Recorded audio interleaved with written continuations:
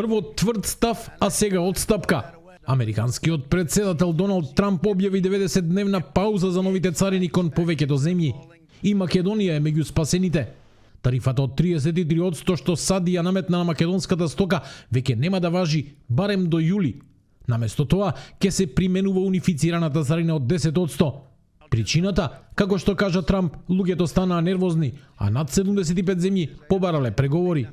Ние не сакаме да им наштетиме на земјите кои не треба да бидат повредени.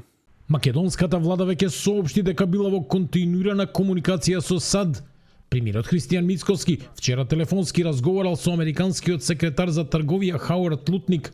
Во објавата на својот профил на Facebook, Мицкоски го опиша разговорот како потврдена блиската соработка со САД, особено во областа на економијата и регионалната стабилност. Во духот на блиското македонско-американско партнерство потврдивме дека нашите односи се цврсти, пријателски исполнети со заемна доверба, при што истакнав дека и стратешкото партнерство со САД е врвен приоритет за владата. Ја нагласив важноста на американската поддршка за стабилен и просперитетен Балкан, а посебно за прашањата кои се од витално значење за економската соработка. Се согласевме да го продолжиме да го развиваме стратешкото и економското партнерство помеѓу двете земји. Само неколку дена предходно, Трамп и наметна на Македонија една од повисоките тарифни стапки, 33%, што предизвика загриженост кај извозниците. За разлика од Македонија, Кина останува под силен притисок. Трамп дополнително ја зголеми тарифата за кинеската стока на 125%. Пекинг одговори со нови одмазнички царини од 85%. Американскиот председател вели дека царините се алатка за враќање на фер услови во глобалната трговија.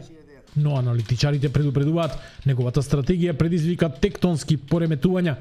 Берзите прво се тресеа од паника, но повеста за паузата на тарифите следуваше историски пресврт. S&P 500 скокна за речиси 10%, а Насдак доживеа најдобар ден од 2001 година. Но додека некои земји добиваат шанса за диалог, Европската унија подготвуваше контраудар, царини од 25% за американските производи, а Кина вели дека САД прават грешка над грешките. Светот внимателно следи. Следниот потек ќе биде или договор или нова ескалација. Македонија барем за сега избегна трговски удар, но глобалната трговска војна се уште не е завршена. Таа сега само влегува во ново дипломатско поглавје.